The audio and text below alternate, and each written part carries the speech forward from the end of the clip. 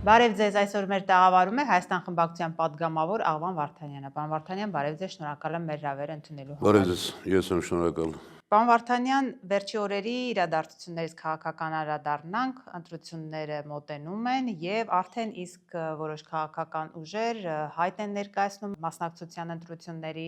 ոմանք դեռևս հապաղում են եւ այս համատեքստում նախ անդրադառնանք երկրորդ նախագահի ասուլիսին։ Ասուլիսում բոլորը սպասում են, որ Ռոբերտ Քոչարյանը պետք է ընտրություններին արդեն մասնակցության ձևաչափի մասին խոսեր, սակայն այս անգամ նա նախընտրեց ավելի շատ կենտրոնանալ այսպես կոչված թրիփի հետ կապված գործընթացները մեկնաբանելու վրա եւ կուզենամ հենց այստեղից սկսենք։ Նախ ասուլիսի այս հատվածը արդեն հասցրել է նախ իշխանության կողմից քննադատությանն արժանանալ, մասնավորապես առաջարկը, որը Ռոբերտ Քոչարյանը ներկայացնում էր, ընդհանուր գնահատենք նախ։ Ասուլիսը դուք ինչպես եք գնահատում եւ դրան հաջորդած իշխանության քննադատությունների մասին ինչ կասեք։ Նախ, ինչպես միշտ, հերթական մամուլ ասուլիսն էլ պարոն Քոչարյանի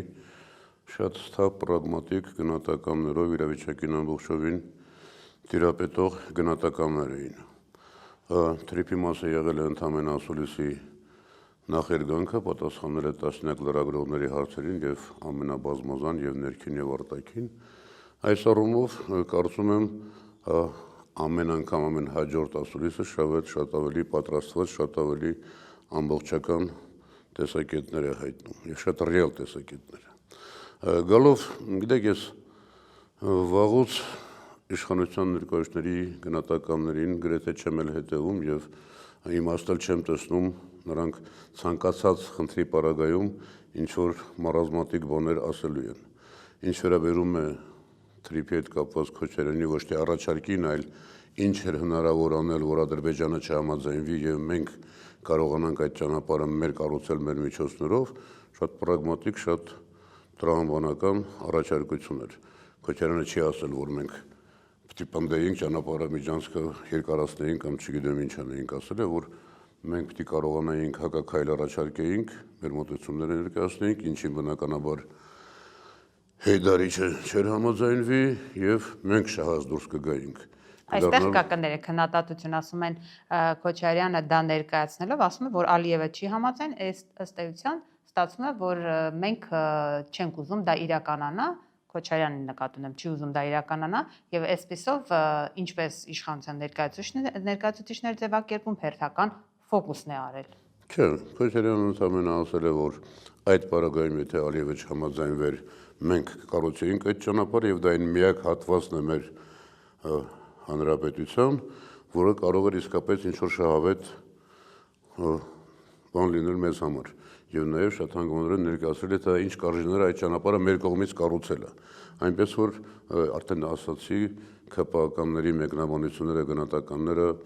զրո արժեք ունեն։ Ինչու այս փուլում դեռևս չի ստացվում, այսպես ասած, ընտրությունների հետ կապված կոնկրետ հայտարարություններ անել։ Բանակցությունները գնում են, չի ստացվում դրա համար։ Ի՞նչն է պատճառը։ Տեսեք, Հայաստան դաշինքով մենք բարբերաբար հանդիպում ենք, քննարկում ենք եւ նախորդ արածները եւ առաջիկա անելիքները եւ բնականաբար ամեն անգամ պատրաստվում ենք հաջորդ քայլերին։ Ընտրությունների հետ կապված պարոն Քոչարյանը շատ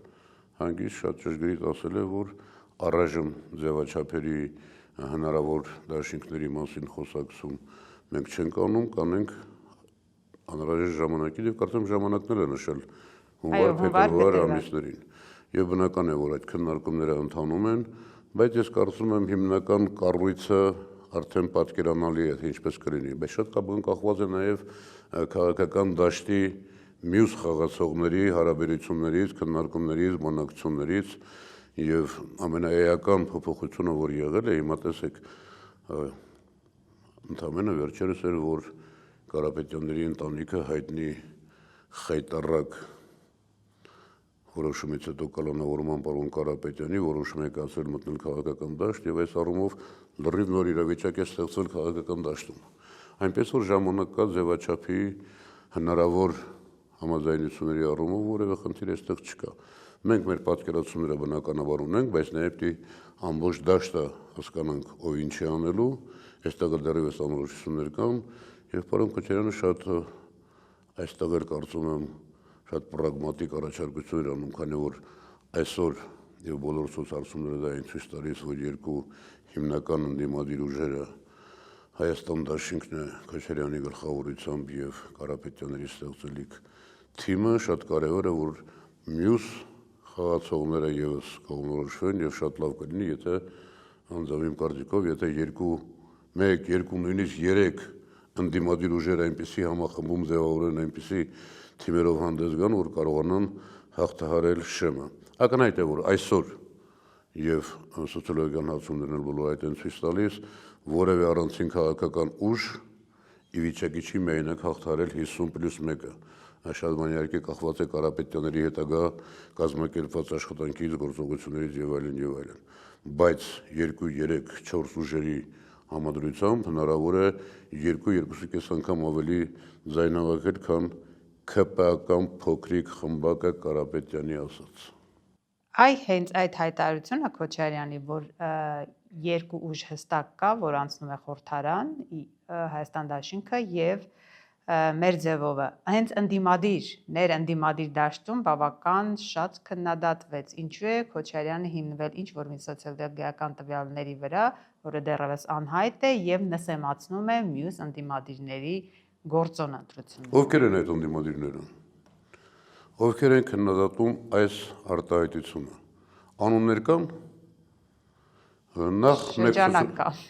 Ինչպես։ Որոշակի շրջանակ կա։ Ովքեր են այդ շրջանակները։ Այդ շրջանակները նախ մեկ սոցիոլոգիական հարցում չի։ Բազմաթիվ հիմա մանավանդ այս փուլում ի վերջո նախընտրական այսպես ասած մուտք է, եւ սոցիոլոգիական հարցումներ բազմաթիվ են իրականացում։ Եվ բոլորի միջինացված տվյալները խոսում են այն, փաստում են այն, ինչ որ ասել է պարոն Քոչարյանը։ Եթե կա քաղաքական ուժը, որը նեղվել է, կարծում է ինքը ավելի այսօր ռեյտինգ ունի, վարկանիշ ունի, քան այս երկու ուժն են, թող խոսեն։ Անուններ տվեք։ Օդի մեջ խոսելով որևէ բան չի լինի։ Ես կրկնում եմ, մենք միայն ուրախ կլինենք, եթե ընդդիմադիր դաշտում ձևավորվեն 2-3 այնպիսի համախմբումներ, այնպիսի թիմեր, որոնք կարողանան մրցակցել թեկուզ մեզ հետ, Կարապետյանների հետ, եւ կարողանան հաղթահարել ընտրությունների ժամանակ նախընտրական ՇՄ-ը։ Եվ հիմա ամենակարևոր խնդիրը որն է, որ ընդդիմադիր դաշտի բոլոր քաղաքական ուժերը վերջնականապես ձևավորված դաշինքները արած թե չարած, թեկուզ դեռ, ասենք պատկերացնենք 2-3 թիմեր, քաղաքական ուժեր բանակցում են միասին դաշինք կազմելու շուրջ։ Նույնիսկ հիմա դեռ դաշինք չկազմած, ես ուրախ կլինեի, որ այդ թիմերից յուրաքանչյուրը հայտարարեր, բացահայտ հայտարարեր, որ որևէ կերպ չի համագործակցելու այս իշխանության հետ։ Մենք գիտենք, չէ՞, իշխանության հետ ովքեր կարող են համագործակցել։ Պարզ են մոտավորապես։ Արամ Սարգսյաններ, չգիտեմ, ինչ որ անհասկանալի կենթանի Արման Բաբաջանյաններ եւ այլն։ Մյուսները, որ իրենց ընդդիմություն են համարում, թող այսօրվանից սկսեն հայտարարել, որ որևէ պարագայում չեն համագործակցելու, չեն միանալու փոքրամասնություն կազմող ՔՊ-ի հետ։ Վաղը դաշինքը կազմեն, արդեն ընտրություններից առաջ այդ խնդիրը դրվելու է։ Ակնհայտորեն այդ խնդիրը դրվելու է։ Մարդիկ պիտի մեր քաղաքացիները պիտի հասկանան ում հետ գործ ունեն։ Տեսեք, հիմա օրինակ բոլոր սոցիոլոգիական հարցումները։ Դա ջրբաժան է լինելու, այսինքն ցուցիչ է լինելու հասարակությունը հասկանա ով է իրական ընդդիմադիրը։ Իհարկե, բայց եթե մեկը փորձելու է խաղեր տալ, սպասել, թե որ կողմը ավելի ուժեղ կլինի եւ ըստ նպատակարարության կթեքվի այն կողմը, հասարակությունը պիտի իմանա, որտեղ եթե քեզ ձայն եմ տալիս, դու վաղը հնարավոր է միանաս Նիկոլ Փաշինյանին։ Դե բացահայտ մարդիկ ասեն։ Այսօր այդ նույն սոցիոլոգիական հարցումներով երևում է, որ նաեւ կան 1-2 այլ քաղաքական ուժեր կամ անհատներ իրենց շուրջ ունեցած ռեսուրսով, որոնք կարող են հաղթահարել ՇՄ-ը։ Եթե լավ աշխատեն, գուցե շատ ավելի քվեկ ունենան, ոչ թե միայն հաղթահարելն է։ Բայց հասարակությունը պիտի իմանա դու ինչ ես անելու։ Որ ուժը կամ ովքեր կարող են այդ երրորդ բևեռը լինել։ Երկուսի մասին ակնհայտ է խոսում է Քոչարյանը, դուք եւս արձանագրեցիք։ ով կարող է լինել ում ղեկավարությամբ կամ կարող է լինել այդ երրորդ բևեռը։ Գագիկ Ծառուկյանի մասին են խոսում, Թաթոյանը հավակնություններ ունի։ Տեսեք, ես ոչ թե միայն երրորդի մասին եմ խոսում, ես խոսում եմ երրորդի, չորրորդի, գուցե հինգերորդի մասին։ Պարոն Թաթոյանը հայտ է ներկայացրել, կտեսնենք ինչպես կաշխատի, ինչ թիմ կունենա եւ հաջողություն եմ մաղթում։ Պարոն Ծառուկյանն ունի շատ որոշակի վարկանիշ, ունի ձևավորվող կարծես թե առաջարկ Հայաստանին խորագրով եւ թիմը կձևավորի կաշխատի, այլ ուժեր էլ կան այնտեղ, չգիտեմ, ՀԱԿ ինչ-որ բանակցությունների մեջ է տարբեր կողմերի հետ, Մարության Հայկը կա, տեսնենք ինչպես կդրսևորի իրեն։ Մենք միայն ուրախ կլինենք, եթե գուցե ուրիշ ուժեր էլ կամ սրանցից յուրաքանչյուրը այնպես կարողանա աշխատել, լրացնել, տեսեք, հասարակությունը մեր շատ բազմաշերտ է։ Կա մի զանգված, փոքր այլևս զանգված, որը ինչ էլ անես ՔՊ-ը եւ այս ուրացողների, դավաճանների, չգիտեմ, խայտառակներին քվե է տալու, բայց մնացած դաշտը պիտի փակել։ Քաղաքական ուժերը պիտի կարողանան հաղթահարել, աշխատել այն շրջանակների վրա,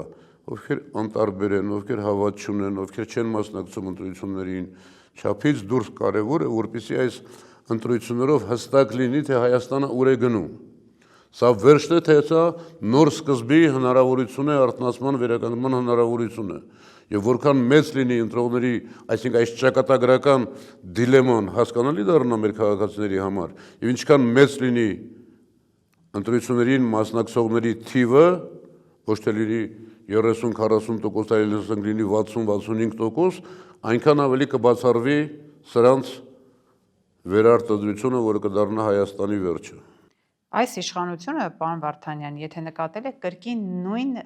տարբերակումն է դնում, նախկիններ, ներկաներ, հիմա էլ յուրաքանչյուր նոր քաղաքական ուժ, որը հայտ է ներկայացնում, փորձում են դրա հետևում տեսնել նախկին նախագահներին, նրանց թիմին, այսինքն այս ամեն ինչը աշխատելու է այս ընտրություններում, սև ու սպիտակը։ Ակնհայտ է, որ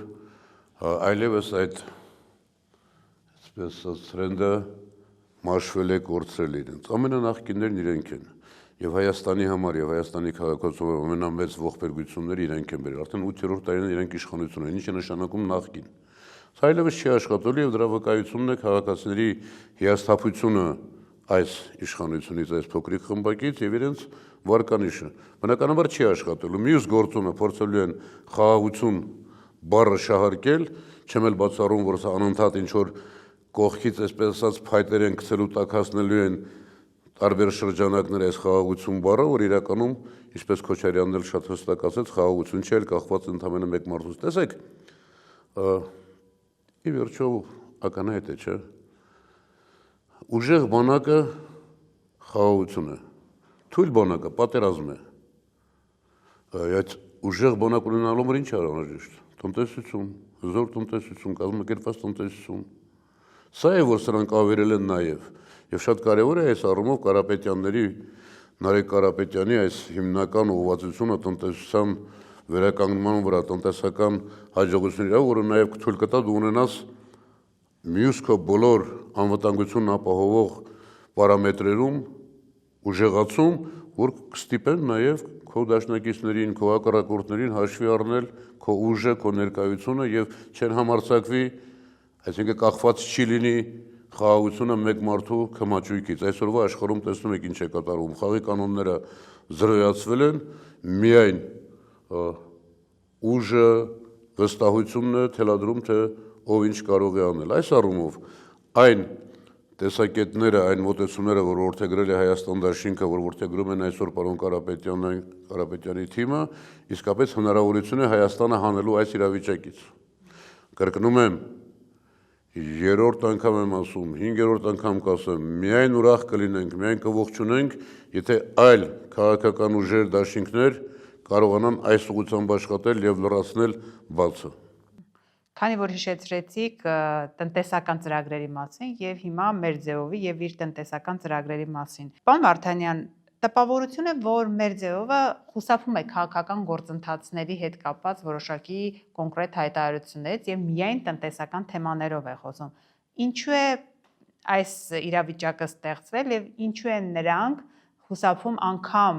նախկին իշխանության ներկայացուցիչների հետ կապված կոնկրետ հայտարարություններից։ Օրինակ շատ բավականին հետաքրքիր ընկալվեց քաղաքական դաշտում, երբ որ Նարեկ Կարապետյանը ասաց, որ երկրորդ եւ երրորդ նախագահների հետ համագործակցություն չի լինելու, առաջին նախագահի հետ ձեռնպահ մնաց։ Սա ինչի մասին է խոսում։ Տեսեք, մի քանի հարցեր փորձեմ ավելի ամբողջական պատասխանել։ Շատ բնական է, որ Նարեկ Կարապետյանը խոսում է տնտեսության մասին, որտեղ իր փորձառությունը եւ իր ինքնավստահությունը այդտեղ շատ ավելի ուժեղ է եւ բնական է, որ ցանկացած երկրի համար տնտեսությունը ամենաառաջնայինն է։ Ինչ է ասում Նարեկ Կարապետյանը, որ առանց տնտեսության հնարավոր չի մյուս հարցերը լուծել։ Բայց բնական է նաեւ, տեսեք ինչ է ասում է կառավարության հիմնական իշխանության հիմնական գործը պիտի լինի տնտեսությունը։ Սրանց հիմնական գործը դա չի, բայց Նարեկ Կարապետյանը պիտի նաև ասի, որ դա իշխանության գործն է։ Մենք հիմա իշխանություն չենք։ Մեր ձևով շարժումը ես իշխանություն չէ։ Այսինքն, որպեսզի լինես իշխանություն, նաև պիտի քաղաքական թեմաներին անդրադառնաս, քաղաքական գնահատականներ տաս եւ վերջի շրջանում ես տեսնում եմ, որ մեր ձևով նաև այս գնահատականներն է տալիս։ Առնվազն հստակ ասում է, որ չի համագործակցելու որևէ կերպ հնարավոր չի։ Տեսեք, շատ պարզ բան է, չէ՞։ Արդեն 100 մոտ 15-20 օր Սամվել Կարապետյանը կալանավորված է։ Իր համար ընդամենը մեկ շարժում էր պետք, չէ՞, որպեսզի ինքը, այսպես ասած, բանտում չլիներ։ Բայց չեն անում մարդիկ։ Մարդիկ մտածում են այս երկիրը այս վիճակից հանելու մասին եւ վճռական են եւ որևէ համագործակցության չեն գնալու։ Ինչ վերաբերում է նախագահների մասին Նարեկ Կարապետյանը ասած, Նարեկ Կարապետյանը գուցե շատ հստակ չի ձևակերպել միտքը, բայց այլ առիթներով ասել է, որ այո, երկրորդ, երրորդ նախագահների հետ նախընտրական դաշինքներ չեն կազմելու։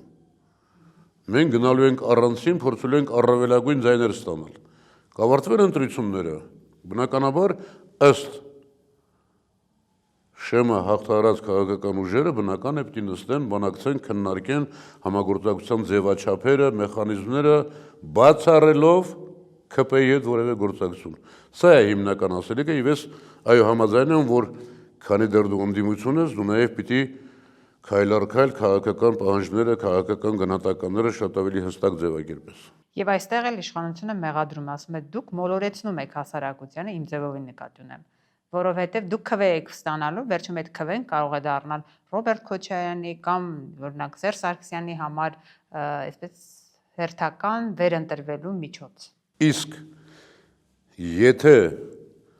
այս իշխանությունը մնաց, ինչ ենք ունենալ։ Իրենց մասին թող խոսեն։ Ես կրկնում եմ, իրենց մեկնաբանելու խնդիր չունեմ, իրենք ավարտված են, եւ որպես անհատներ, եւ որպես իշխանություն, եւ որպես խմբակ, իրենք վերջացած են։ Իրենք ինչ են արել մինչեւ հիմա։ Իրենք ինչ են բերել այս երկրի ժողովրդի գլխին։ Այս մասին խոսեք, հիմա արդեն այնքան են լկտի ասել, խոսում են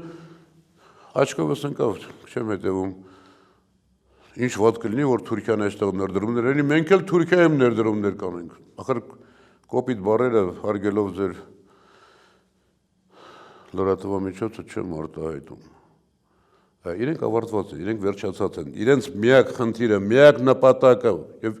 ինչեր են բացահայտվելու վաղ իշխանապողությունից հետո, ինչեր ենք մենք տեսնելու։ Իրենց մեկ նպատակը պահել այս իշխանությունը, կարճել այս իշխանությունից, ծռվել, ծռմռվել, ստորանալ, նվաստանալ բոլորի առաջ, բոլորի հետ փորձել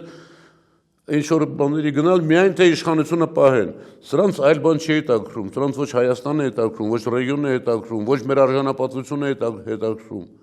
Ավարտված մարդ է, վերջացած մարդ է եւ իր թիմը նույնքան ու մի քիչ պակաս ինքը շատ ավելի վերջացած է։ Ասում եք ավարտված է, բայց նա շարունակում է մնալ, շարունակում է օրակարգ իրենով լցնել։ Օրինակ հիմա մենք չենք տեսնում ընդդիմության օրակարգ հիմնականում, Նիկոլ Փաշինյանը ամեն օր մի ձևով օրակարգ է ստացվում։ Կտեսնեք, նախ Հայաստան դաշինքի համար պիտի որ դժվարանաք այդպես ասել, Հայաստան դաշինքը այս ամբողջ ընթացքում եղել է գետնի վրա եւ քաղաքական դաշտում իր մոտեցումները, իր հաստարկված քննադատությունները հասարակության աչքերը բացող ուժ եւ քանի դեռ մենք մոտենում ենք ընտրությունին, բնականաբար այդ բոլոր այլ ընտրանքները, բոլոր հարցերի վերաբերյալ մենք կունենանք, կտեսնենք եւ նաեւ հասարակությունը շատ ավելի ամբողջական պատկերացում կունենա սրանց արածի եւ հնարավոր անելիքի վերաբերյալ։ Ինչ ուզում են թող իրենք ասեն։ Ամեն ուժ, ամեն անհատ պատասխանատու է իր համար։ Մենք անելու ենք այն, ինչ ճիշտ ենք համարում եւ լինելու է այդ դեպքում արդեն իսկապես լինելու է ինչպես մենք ենք պատկերացնում։ Քոչարյանն ասում էր հունվար փետրվարին է ակտիվության շրջանը սկսվելու։ Ուշ չի։ Բազմաթիվ ասացվածներ կան հայկական։ Ուշ լինի, ճիշտ լինի։ Այնպես որ չեմ կարծում, որ ուշը, այնպես չի, որ այս ընթացքում մենք չենք աշխատում, ես չեմ բացառում, որ նաև դեռևս հասարակության տարբեր շերտեր չեն նախադրելու նաև շարժումներ, ակտիվացում ավելի, փողոցի գեներացում, ուշ չի, հունվար փետրվարը ինչից պիտի ուշ լինի, այսինքն նախընտրական ի վերջո ընտրություններից 40 օր է կարծեմ առաջ ամեն ինչ գրանցում է եւ այլ եւ սկսում է նախընտրական պայքարը, բայց մենք հիմա էլ նախընտրական, այսինքն այս 4 տարին էլ մենք պատրաստվել ենք, չէ՞, հաջորդ ընտրություններին, ոչ միայն հաջորդ ընտրություններին ենք պատրաստվել, այլև ամեն կերպ փորձել ենք նաեւ հասարակությանը մոբիլիզացնել, տարբեր շարժումներ ենք նախաձեռնել, հասարակությանը վերել ենք այն գիտակցությունը, որ սրանց արածը ինչ է եւ ինչ կլինի հետո, եթե մնան, այնպես որ չեմ կարծում, որ ուշ է։ Համաձայն եմ, որ գետնի վրա տուն առ տուն, գյուղ առ գյուղ, մարզեր, աշխատանքներ, որ մի քանի անգամ փորձել ենք անել, այսօր էլ պիտի շատ ավելի ինտենսիվ անենք, շատ ավելի ակտիվ անենք եւ կոնկրետ մարդկանց հետ շփվենք, որովհետեւ անկախ աշխարհաքաղաքական փոփոխություններից, անկախ սրանցով տարբեր ուժերի հովանավորությունից հարցերը պիտի լուծի, պիտի որոշի մեր ժողովուրդը, մեր քաղաքացին, մեր հասարակությունը։ Որևէ մեկի վրա հույս չպետք է դնել, որևէ մեկի սրանց աջակցությունից չպետք է վախենալ, մեր ժողովուրդը պիտի իր հարցերը ճշգրիտ ձևակերպի, եթե ճշգրիտ ձևակերպեց խնդիրը, ուրեմն լուծումն էլ կլինի։ Դուք վստահություն ունեք, որ այս խաղաղության օրակարգը, որը ներկայացնում է իշխանությունը, հանրության կողմից կտրուկ մերժվելու է։ Ախր երբ որ մենք ասում ենք հանրություն, մենք պիտի հասկանանք, որ հանրությունը շատ բազմաշերտ է։ Վստահ եմ, հանրության մի փոքր հատվածի համար սա կարևոր խնդիր է, բայց հասարակության շատ ավելի լայն շերտերի համար ի վերջո մեր ինքնության խնդիրն է դրված։ Եվ մեզ համար, եւ Կարապետյանների համար որն է ամենահիմնականը։ Մեր ինքնությունը, մեր տեսակը պաշտպանելը, չէ՞ մարդիկ գնացել Բերդ են ասել, քանի քաղբանտարկյալ ունենք։ Մեր սրբազանները, Աջապահյան սրբազանը, Բագրատ սրբազանը, ի վերջո իրենց պայքարը ինչի համար է, մեր տեսակի, մեր ինքնության, մեր հայ մնալու համար է, չէ՞, մեր խորհրդանիշների համար է, չէ՞։ Եվ եթե մենք սա էլ կորցնենք, մեզ աշխարհում որևէ մեկը շանտեղ չի դնի։ Ինչպես հիմա շանտեղ չեն դնում սրանց իրենց նվաստացած, իրենց ամեն ինչի համակերպվելու, ամեն ինչ զիջելու պատրաստակամության Ինչու եք թերագնահատում բազմաբևեռ քաղաքականություն է իրականացնում Նիկոլ Փաշինյանը, Ռուսաստան, Արևմուտք, Պակիստան, Հնդկաստան, դեռ որն ասեմ։ Այդ էլի, որ ասում են, որ 4 կողմանը ճողվելու է վերջը, մի տեղից քանդվի ու վերջանա։ Մենք հստակ այս խնդիրը նաև, մենք այո ունենք դաշնակիցների կարիք։ Մենք այո պիտի կարողանանք մի քանի ուժերի հետ համագործակցել, մեր շահերը ներկայացնել, մեր շահերը պաշտպանել, բայց երբ որ դու քո շահերը չես պաշտպանում եւ ընդհանրապես քո նպատակ իշխանություն պահելն է, քեզ որևէ մեկը լուրջ չի վերաբերվելու եւ չի վերաբերում այսօր եւ տեսնում ենք այդ հումորները, այդ կատակները, այդ խայտառակ վերաբերմունքը։ Այս կարգի մարդիկ, այս արժեհամակարգով մարդիկ չեն կարողանա որևէ լուրջ քաղաքական կամ աշխարհաքաղաքական կողմի հետ իբրև արժանապատիվ համագործակցող լինել։ Սա պիտի ավարտվի։ Պարոն Վարդանյան, դուք ինչ եք կարծում այս ընտրություններում արտաքին աշխարհ, արտաքին միջամտությունը լինելու է թե ոչ։ Տեսեք, ես միշտ ասացի քիչ առաջ արդեն,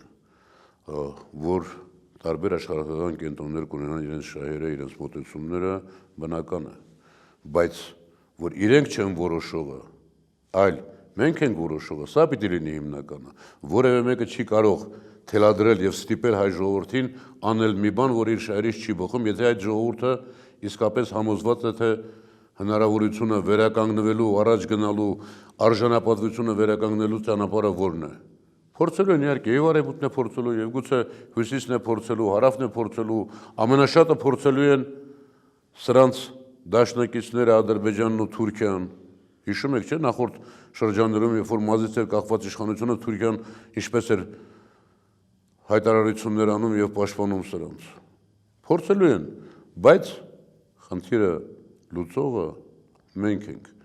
Այս գիտակցությունը պիտի լինի յուրաքանչյուր հայի մեջ։ Կլինի 10%, 20% հայեր, որոնց համար մեկը ուտեն, պարկեն, գիրանան, միայն կաղին ունենան, չէ՞։ Գիտեք ինչ եմ ասում, որովհետև տեսեք, այս շրջանում իշխանությունը էլի դիմությանը եւ իշխանությանը բաժանում են։ Իշխանությունը իր անելիքը, ասելիքը ավարտել է, ինչ էլ մենք ասենք, ամենաիդեալական բաներն էլ ասենք, ինչ որ անունների քիչ առաջ տալիս մինչև հաղորդումը։ Այդ չեղած շունչերը բաներ են ասելու, շանտեղ մի դրեք, լուրջ մի վերաբերվեք։ Ասում եմ բաժանված է միութենական պետության մեջ ներգրավող ընդդիմադիրները եւ մենք, որը անկախության միութենական պետության կողմնակից։ Ով։ Ես Աղավան Վարդանյանս 13 թվականին նույնիսկ ԵԱՏՄ-ի միավորմանը այդ մտնելուն կողմ չեմ քվեարկել։ Իրենք որտեղ էին։ Յուրաքանչյուրի մասին կարող եմ ասել, չէ, իրենք որտեղ էին։ Թող հանգիստ լինեն, ինքնիշխանություն ասելով Հայաստանի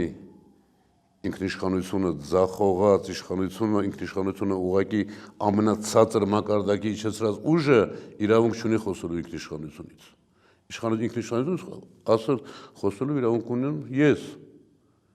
եւ այն մարդիկ, այն ուժերը, որոնք այս երկիրը անկախացնելու, անկախ պետություն դարձնելու, ինքնուրույն պետություն դարձնելու, տարածաշրջանում գործոն դարձնելու տասնամյակների ընթացքում ինչ որ բան են արել։ Ես իմ մասին որ ասում եմ, մի վերագրեք իմ համեստ անձին։ Բայց հիմա ձեր համեստ անձի հետ կապված մի հարց ունեմ, պարոն Վարդանյան։ Դուք միակն եք այդ խորհրդարանում, որ բացահայտ կանգնեցիք առաջին իսկ օրը հայտարարեցիք Նիկոլ Փաշինյանի հետ կապված վստահություն չունեք։ Որտեղից այդ պահին ձեզ վստահ, այսինքն ինչն էր պատճառ, հիմքը եղել, որ դուք անվստահություն ունեիք հենց առաջին իսկ օրից։ Հիմա ստիպելու եք էլի ինքս իմ մասին բաներ ասեմ, որ չեմ սիրում։ Ես կանխազգացում ունեի, այդ կանխազգացումը հիմնավորված էր սրանց ճանաչելով, փաստերով եւ այդ օրերի իմ շփումներով, շատ բազմազան շփումներով։ Ես նաեւ ինտուիտիվ, վերջո ես համեստությանս համար կներեք, ես նաեւ մտավորական եմ, բանաստեղծ եմ եւ տեսնում եմ բաներ, որ գուցե շատերը չեն տեսնում։ Եղել է անցել է, տասնյակ հազարավոր մարդիկ հայհոյում էին ինձ եւ այլը, բայց հիմա հարյուրավորները մոտենում շնորհակալություն են հայտնում, բայց իհարկե ես չի ուզենա, որ այդ կանխագուշակումը իրականություն դառնար։ Անցալ է, հիմա պիտի մտածել, հիմա պիտի աշխատել, որ այս ավերների վրա ինչպես կարող ենք իսկապես խաչ քաշել եւ փորձել վերականգնել մեր իսկական հայկական պետականությունը։ Եվ էլի ձեր հետ կապված մի հարց, ձեզ միշտ տեսնում ենք եւ Հայաստան դաշինքում եւ մեր ձևովի հետ կապված, պարոն Վարդանյան, եւ լսում ենք նաեւ Նարեկ Կարապետյան այն հայտարարությունը, որ երկրորդ նախագահի հետ չի համագործակցի, բայց թիմի անդամներ հետ իհարկե համագործակցություն կլինի։ Դուք այս բանին ձեզ որտեղ եք տեսնում հնարավոր նոր ընտրական այս ցուցակները կազմելիս։ Մի անգամ էլ եմ ասել, ես Աղավան Վարդանյանն եմ, Հայաստան դաշինքի անդամ։ Կարապետյանների հետ ես ունեմ հանձնական բարեկամական հարաբերություններ եւ բնականաբար այս օրերին փորձում եմ իմ համեստ կարողությունների սահմաններում նաեւ փորձառության խորհուրդներով օգնել, հուշել ինչ-որ բաներ, բայց ես իմ տեղում կանգնած եմ։ Այդ մարդիկ, երբ որ այդ լուրերը շրջանառում են, իրենց արշինով են չափում, իրենց 10 տեղ փոխելու իրենց վարքագիծն է, որևէ նման խնդիր չկա։ Ես նույնիսկ այսօր ես այսպես ասեմ, էլի, ես վստահ չեմ, որ անպայման հաջորդ խորհրդարանական ընտրություններին ուղղակիորեն մասնակցություն որևէ ցանկում կուզենամ լինել կամ չէ, ես հարցը չեմ մտածել, բայց մի բան ես հայտարարել եմ։ Որոշ ուժեր նաև ժամանակին ասում էին, որ արդեն ընդդիմության դաշտից, որ Հայաստան դաշինքի միակ նպատակն է խորհրդարանում նորից լինել, մի քանի մանդատ ունենալ եւ ընդդիմություն աշխատել։ Կարծում եմ գիտակցում եք ովքեր էին ասում։ Ես ասել եմ։ Մի բան ես կարող եմ ասել, թող իրենք էլ նույնը ասեն։ Թեև այդպես չի լինելու, բայց եթե ես լինեմ ապագա խորհրդարանում եւ լինեմ ընդդիմության մեջ, ես իմ մանդատը վայր կդնեմ, թող իրենք էլ նույն բանը հայտարարեն։ Այնպես որ մենք ընդդիմություն չենք լինելու, մենք իմ նկարագրած, իմ ասած տարբեր ուժերով կարողանալու ենք իշխանություն ձևավորել եւ այս երկրի խնդիրները իսկապես ձևակերպել ու քայլ առ քայլ լուծել։ Բայց կրկնում եմ իմ միտքը, եթե որոշեցի, որ մնում եմ քաղաքականության մեջ, մասնակցում եմ ընտրություններին եւ դառնում եմ պատգամավոր, եթե ընդդիմություն պիտի լինեմ սրանց, Նարեկ Կարապետյանը շատ լավ ձևակերպեց, սրանք ավելի լավ ընդդիմություն են, քան իշխանություն։ Ես իմ մանդատից կհրաժարեմ, դա ինձ համար սովորական բան է։ Վստահություն ունեք, որ ամեն դեպքում Նիկոլ Փաշինյան իշխանություն չի ունենալու։ Չի կարող ունենալ։ Նիկոլ Փաշինյանը այնպիսի խայտառակ իշխանություն է ձևավորել։ Չխոսենք մի ուժային կառույցներ, դատավորություն, քննիչներ, քաղբան տարկյալներ, այսինքն ինչ տնտեսությունը նույնը, ի վերջո ամեն բան ունի սկիզբ եւ իրենց համար ունի անպայման ավարտ։ Մեր ավարտն էլ մի հայտարարության հետ կապված հարցով ավարտենք, ամփոփենք։ Ռոբերտ Քոչարյանի ասուլիսին այսօր անդրադարձել է կանանց ռեսուրսային կենտրոն հասարակական կազմակերպությունը եւ դատապարտել է։ Ինչի համար, որ ասուլիսի ընթացքում Ռոբերտ Քոչարյանի կողմից արված կնատյաց արտահայտություններ են հնչել, որոնք ուղղված են վարչապետ Նիկոլ Փաշինյանին կին լինելու նվաստացնող արտահայտություններով։ Ես հիշեցնեմ, որ խոսքը այն մասին էր, որ Նիկոլ Փաշինյանը լավ է աղջիկ չէ, որովհետև ամեն ինչ ասում են, այո է ասում, չի մերժում։ Այս արտահայտության մասին հիմա դատապարտում է կանանց ռեսուրսային կենտրոնը։ Կանանց ռեսուրսային կենտրոն, չգիտեմ ովքեր են։ Բայց գիտեք, Քոչարյանը ասել է այն կանոչ մասին, որը կան չէ այդպիսի կանայք, վստահ եմ կանանց ռեսուրսային կենտրոնում չեն այդպիսի կանայք, որոնք պատրաստ են ամեն մեկին, ամեն տեղում այդ կանոչ մասին է խոսել։ Այսինքն խոսել է Նիկոլ Փաշինյանի մասին, որը պատրաստ է ամենքին ամեն ինչ տալ զիջել։ Եթե կանանց ռեսուրսային կենտրոնը այս տիպի, կան այդ տեսակ կանայք, էլի չգիտեմ քանի հոգի են, վստահ եմ ռեսուրսային կենտրոնում հուսով եմ չկան, այդ կանանց մասին է խոսել եւ Նիկոլ Փաշինյանի մասին է խոսել, թե նորմալ, պարկեշտ, հայ կանանք, ինչու սրանից պիտի վիրավորվեն, եթե դու խոսում ես ամենափչացած, ամենավարկաբակված կնոջն ես համեմատում Նիկոլի հետ, եթե սրանից պիտի վիրավորվեն հայ կանանք, ես դրա պատճառը չեմ տեսնում։ Շնորհակալ եմ։ Ես եմ շնորհակալ։